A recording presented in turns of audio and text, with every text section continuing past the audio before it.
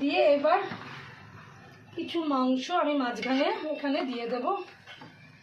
কিছু মাংস ছড়াবো, সবটা নয়, 4-5টা পিস ছড়িয়ে দিলাম।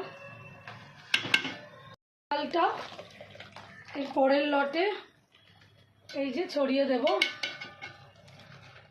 দেখো তেজপাতাগুলো খুব সুন্দরভাবে ফুলে উঠেছে। তা দিয়ে দিলাম, দিয়ে যে দুধটা পুরো মেশানো আছে এটা পুরোটাই একদম চামচে করে নয়, নিজেরই রিপিংয়ে পুরো দিয়ে দিলাম চতুর্দিকে।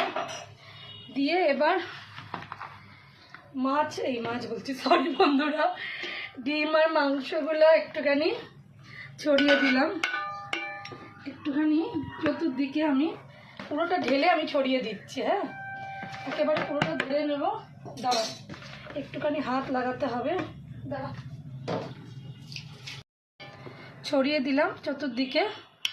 ছড়িয়ে দিয়ে এবার লাস্টে এবার ওপরে বেরেস্তাটা দেব। পেঁয়াজের বেরেস্তাটা একটুখানি ভেতরের দিকে যেগুলো যায়নি। যে মশলাটা বানিয়েছি একদম কোনায় কোনায় গিয়েও দিতে হবে।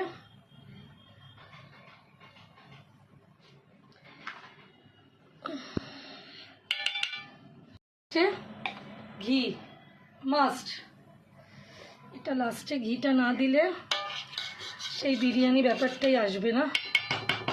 তো লাস্টে ঘিটা ছড়িয়ে দিয়ে দিলাম। যেটুকু চামচে রেখেছিল ভাতের মধ্যে একদম ঢুকিয়ে দিলাম, যাতে ঘিটা একটু অপচয় না হয়। দিয়ে এখানে চাটু, এই যে চাটু রেখেছি ছোট গ্যাসে। বিরিয়ানি কোনোদিন ডাইরেক্ট বসাবে না, এই চাটুর ওপর বসিয়ে আধ ঘন্টা রেখে দেবো, যাতে যা গ্যাস আসবে। আর চাটুটাতে খুব বেশি একটু ভালো যাতে ওই হয়, তাই এটা দিয়ে দমে এবার এখন যা বাজে তার আধ ঘন্টা বাদে আমি নামিয়ে দেব।